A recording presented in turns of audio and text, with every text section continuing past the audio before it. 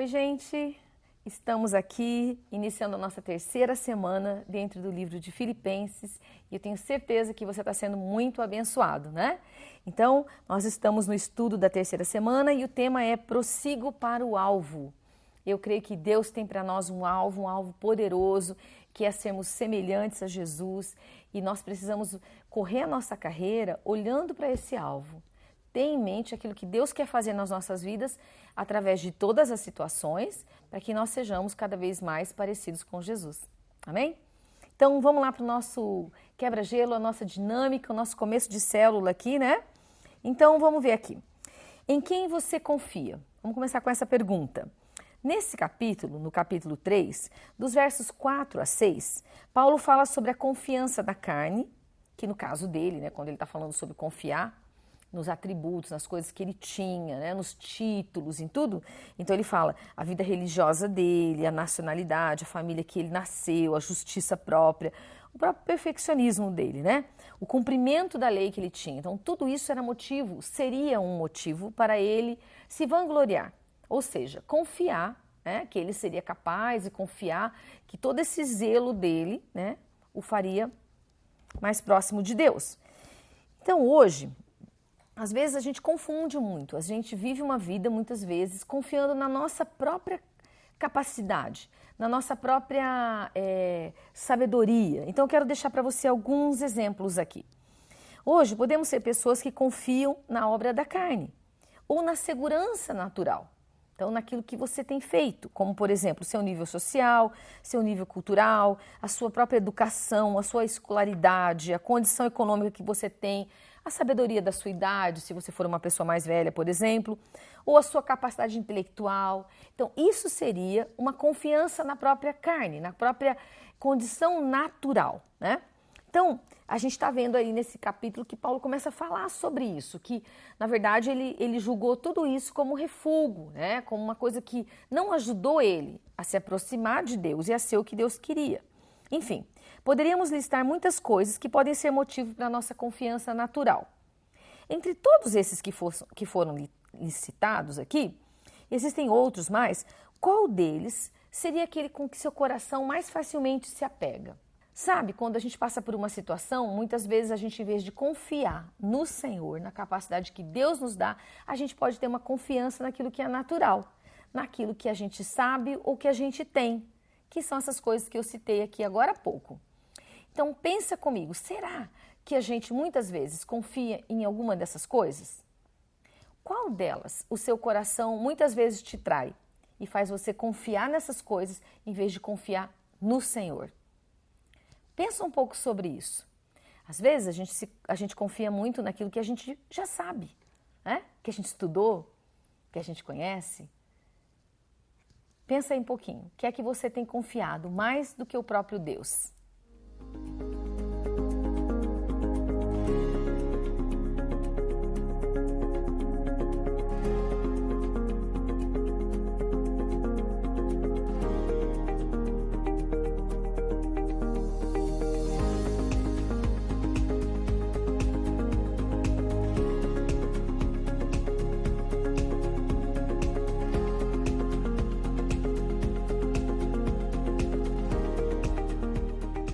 Esse é o nosso quebra-gelo, então, para você compartilhar o seu coração e abrir seu coração sobre as coisas que você pode estar confiando, né? E que você tem lutado sobre isso. Então, vamos trabalhar isso aí na célula, certo? Então, agora a gente vai falar sobre a nossa reflexão. Lembra que a gente não está lendo todo o capítulo, mas que você precisa ler com antecedência antes da sua célula. Leia esse capítulo todo em casa, né, que é o capítulo 3, prepara o seu coração, ora sobre ele, né, para que Deus já vá ministrando, falando com você. E quando você se reunir com a sua célula, você tem algo para compartilhar do que Deus já falou com você, aquilo que Deus já ministrou no seu espírito. E se você é um líder de célula, você deve mandar no seu grupo lá um aviso para que todo mundo leia o capítulo antes. A gente está falando bastante sobre isso, para que você possa participar bem efetivamente da sua célula, certo? Então, vamos lá, a gente vai trabalhar então o capítulo 3 e eu vou ler, né, algumas partes dele, alguns destaques dele, né, para que a gente possa fixar algumas partes, mas a gente não vai ler todo ele, ok? Então, vamos lá. a gente vai ver pontos importantes dentro do capítulo 3. Agora eu quero ir com você no versículo 9 do capítulo 3. Então, vamos fazer a leitura do versículo 9 do capítulo 3. Assim que eu conseguir abrir a Bíblia aqui. Vamos lá, né? Essa página está difícil. Vamos para o versículo 9. Então, não tendo a minha própria justiça que procede da lei, mas naquela que vem mediante a fé em Cristo, a justiça que procede de Deus e que se baseia na fé. Então, o primeiro ponto que eu quero destacar nesse capítulo é exatamente esses dois temas aqui. Paulo está falando que ele não confia, então, na justiça dele, na própria capacidade, que foi o nosso tema aqui do nosso tempo de quebra-gelo juntos, né? Mas, na verdade, ele confia na justiça que vem de Deus, baseada, né, na sua fé.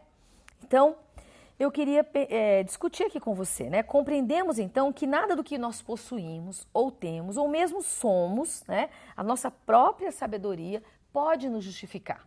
O que nos justifica, então, é o nosso relacionamento pela fé com Deus, né? Que, então, nos cobre com o seu sangue. Então, o que é que nos justifica? O que é que nos faz capaz? O que é que cobre as nossas vidas? Precisa ser a justiça de Deus. Porque a nossa própria justiça, a nossa própria capacidade, ela é chamada pela palavra de Deus como trapos de imundícia. Então, não é algo que você e eu podemos confiar.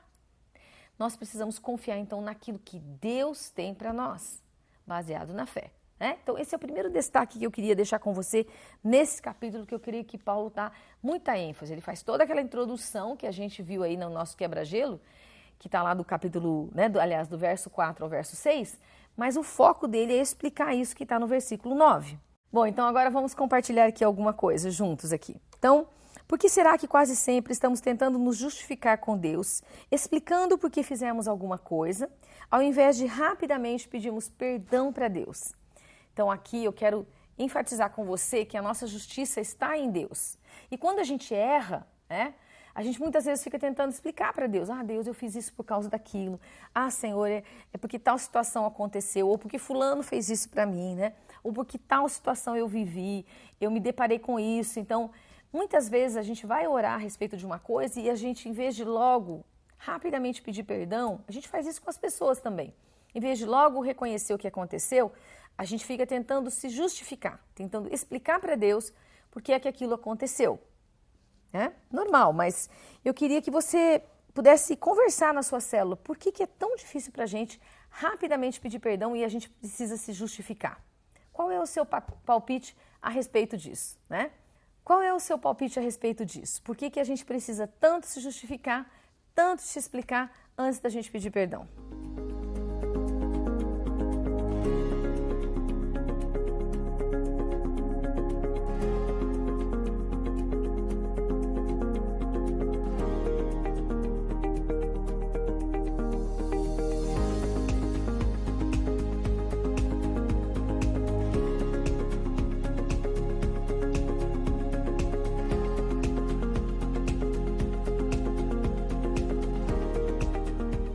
O próximo ponto aqui, importante para a gente, está no versículo 10 e versículo 11. Quero ler com você.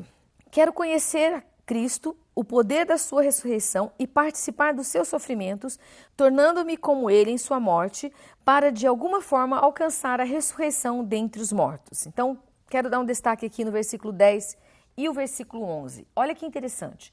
Paulo diz assim: conhecer a Cristo implicava em conhecer o poder da ressurreição e o poder do sofrimento nas nossas vidas. Que coisa interessante, dois pontos que parecem ser assim meio até contraditórios, né? Quando a gente fala ressurreição, a gente está falando realmente do mega poder de Deus, né? Trazer vida depois da morte. Mas ao mesmo tempo, Paulo fala que não é só isso que ele quer conhecer. Ele quer conhecer, né, esse poder de Deus e também o sofrimento. Então, o nosso desejo, muitas vezes, é conhecer apenas o poder. Mas eu creio que Deus quer nos alinhar, porque Deus quer que a gente conheça as duas coisas, que a gente conheça mais a Deus, não só nos momentos de vitória e poder de Deus na nossa vida, mas também nos momentos de sofrimento, nos momentos que a gente enfrenta uma coisa difícil.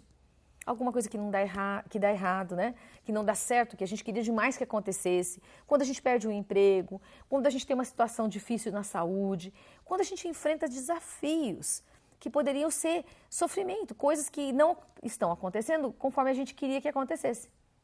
E aí a nossa tendência, muitas vezes, em vez de conhecer a Deus naquela situação, é se afastar de Deus naquela situação. Então, pensa um pouco sobre isso, né? Então, conhecer a Cristo está relacionado a uma vida de oração e intimidade, que é de onde vem o poder, né, para vencer e graça de Deus para passar pelo sofrimento. Então, quando a gente vive uma vida de intimidade, a gente está falando de conhecer, porque sempre que a palavra de Deus fala sobre conhecer, essa palavra é uma palavra muito ampla na Escritura.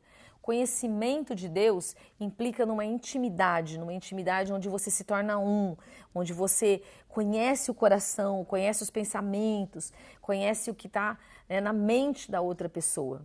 Quando você conhece muito uma pessoa, não é assim? Você conhece ela pelo olhar. Você olha para ela e você já sabe se ela está triste, se ela está alegre, o que ela está pensando, o que está passando na cabeça dela. Então, nesse ponto aqui, eu quero só relembrar com você, né, a importância da intimidade, do conhecer, do estar junto, do ser um, onde você conhece a outra pessoa, onde você sabe o que ela está pensando, né? E isso é muito especial. Na nossa jornada com Deus, na nossa vida com Deus, quando a gente vive isso, a gente então vai se aproximando e vai compreendendo o valor do sofrimento e o valor do poder de Deus manifesto na nossa vida. Lembra disso, guarda isso no seu coração, que é bem especial, tá bom? Nesse ponto a gente não vai compartilhar nada, mas vamos para o próximo, que é do versículo 12 ao versículo 16, eu quero ler com você. Vamos lá. Não que eu já tenha obtido tudo, ou tenha sido aperfeiçoado, mas eu prossigo para alcançá-lo, pois para isso fui alcançado por Cristo Jesus. Irmãos, não pensam que eu mesmo já o tenha alcançado, mas uma coisa eu faço, esquecendo-me das coisas que ficaram para trás e avançando para as que estão adiante, prossigo para o alvo, a fim de ganhar o prêmio do chamado celestial de Deus em Cristo Jesus. Esse é um dos textos mais conhecidos da palavra de Deus, né? Porque a gente gosta muito dessa questão de alvo, é sempre muito bom, né?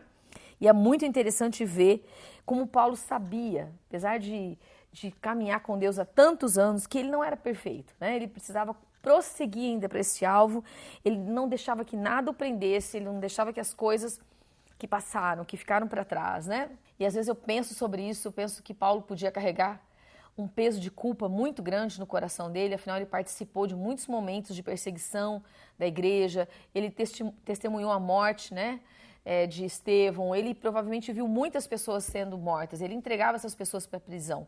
Então, ele tinha uma carga de culpa, né, pelos seus erros, mas veja que interessante como ele não deixa que isso prendesse a sua vida. Ele olhava, ele focava para o alvo que ele tinha, né, para o prêmio que ele tinha em Deus.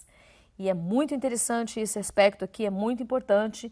E eu quero ver aqui com você, deixar essa pergunta para você compartilhar na sua célula. A difícil tarefa de esquecer o que ficou para trás, né, o que foi uma lembrança dolorosa de um erro cometido. A gente acabou de comentar sobre Paulo.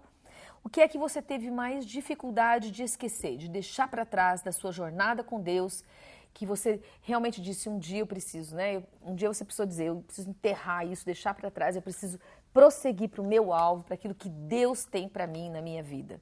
O que é que foi tão difícil para você deixar para trás? Compartilha com a sua célula, compartilha com o pessoal, né? Talvez seja uma coisa que você ainda está vencendo, alguma coisa que você ainda está se sentindo preso. Você pode pedir oração, você pode ser fortalecido pela sua célula. Sua célula é um lugar de cobertura, é um lugar de apoio, é um lugar de orar com você, de te fortalecer para que você seja uma pessoa vencedora. Amém? Então vai lá, compartilha aquilo que prendeu você ou que ainda está prendendo a sua vida.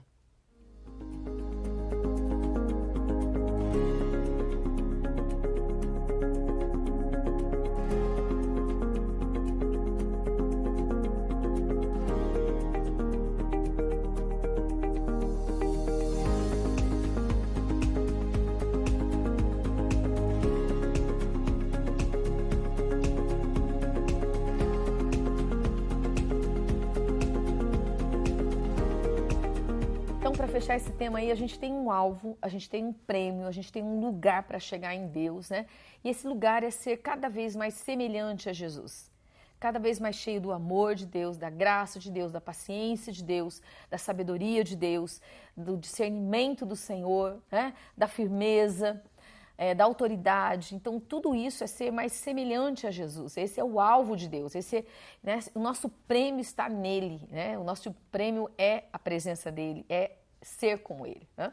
Então, quero te animar que você prossiga na sua jornada, que você prossiga naquilo que Deus preparou para você, que você não deixe que nada prenda a sua vida, que você não alcance este lugar, mas que você permaneça nessa jornada em vitória. Amém?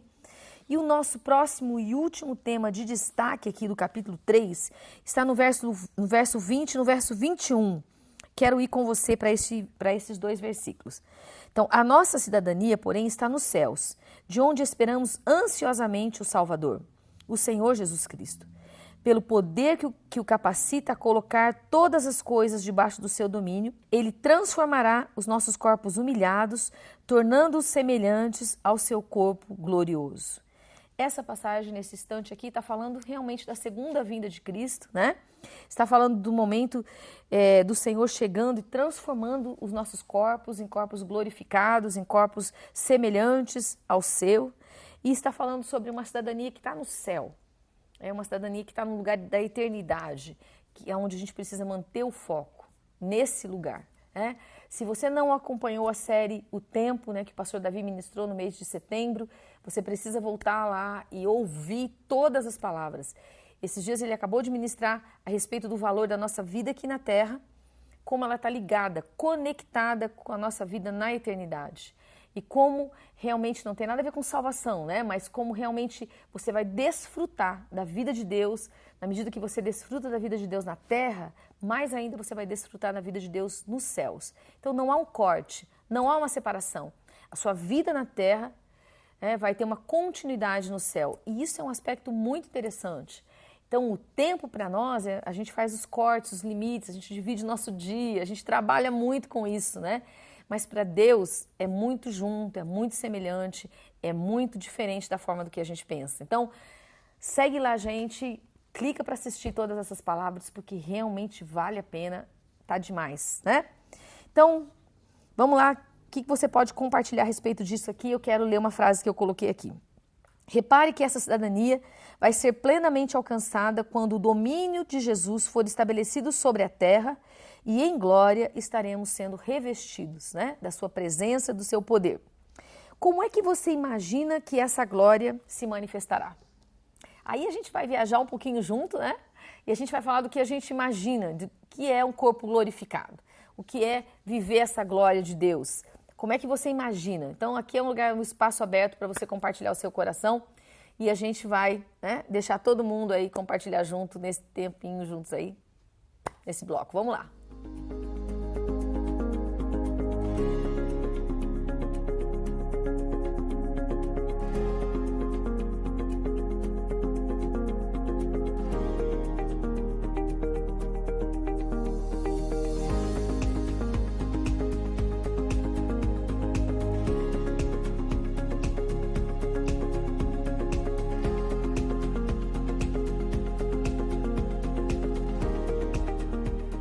Na nossa aplicação, a gente falou bastante sobre o alvo de vida, falamos bastante sobre o desejo do coração de Deus, né, que é ser semelhante a Jesus. E lá no versículo 14, isso fica um pouquinho mais claro, né? Prossigo para o alvo a fim de ganhar o prêmio do chamado celestial de Deus em Cristo Jesus. Então, o nosso prêmio está nele e o nosso prêmio é ser como ele, né? Então, agora, durante a aplicação aqui, a gente gostaria que você listasse 5 atividades da sua vida que o fazem chegar mais perto desse alvo. O que é que você tem feito na sua vida nesses dias que realmente faz você se aproximar deste alvo? Lembrando que o alvo é ser semelhante a Jesus. Então, nesse momento da aplicação, você vai compartilhar isso e você vai orar um pelos outros, para que realmente aquilo que você compartilhe com o outro possa inspirar a vida dele, a gente possa ser inspirado por aquilo que a gente vai ouvir na vida do outro e para que a gente possa realmente pedir a Deus capacidade para buscar ser mais semelhante a Jesus como ele é, né? Próximo ao Pai, um com o Pai, nós seremos um com ele também. Então, compartilha isso e ora junto, se possível, né, de 2 em 2, de 3 em 3, conforme tiver na sua célula. Vai lá, faz isso junto, que vai ser um tempo bem especial.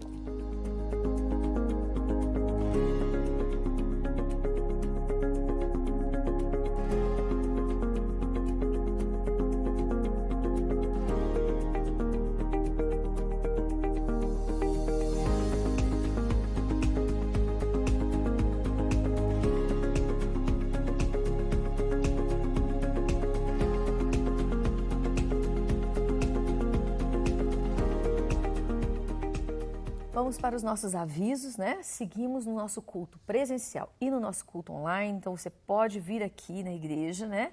A gente sempre tem um espaço aí, fica tranquilo, participa com a gente presencialmente, tanto às 8h30 quanto às 10h30. No intervalo dos 2 cultos, a gente tem uma higienização demais da igreja, super limpo, segundo as normas da secretaria, então você fica tranquilo para participar de qualquer um dos 2 cultos. E também você pode e vai continuar com a gente online, né? Nesses 2 momentos. Às 17 horas, a gente lança o culto para as crianças e pré-adolescentes e a gente quer convidar os pais para participarem juntos e abençoarem seus filhos e aprenderem com eles, né, aquilo que eles têm participado ali, recebido, você pode compartilhar e com certeza você também vai ser abençoado.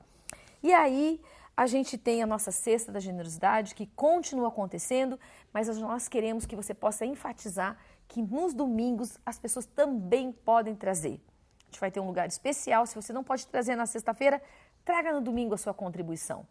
Já que a sua célula não está se reunindo, você pode continuar abençoando a cidade, abençoando muitas famílias aqui da igreja, né? E você traz então no domingo o seu material, aquilo que você está contribuindo, arroz, feijão, você pode também trazer verduras e coisas perecíveis, que todas essas coisas serão encaminhadas para as entidades aqui que a gente apoia da cidade e vai abençoar muito a nossa cidade. Então, fica esperto, participa com a gente nos domingos também, tá?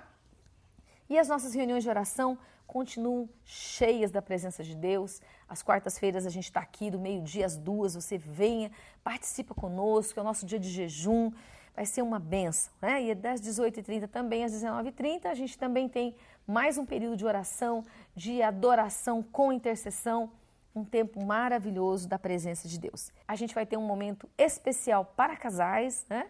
E você vai ser informado aí nas nossas redes sociais, mas fica ligado que vai ser um tempo muito abençoador para você, marido, esposa. Vai ser muito especial, vamos ter uma palavra do pastor Silmar Coelho, especialmente gravada para nós, né? Vai ser um tempo muito especial, então separe esse tempo aí, fica de olho nas mídias para você saber, e é em novembro, tá bom? Deus te abençoe, fica firme.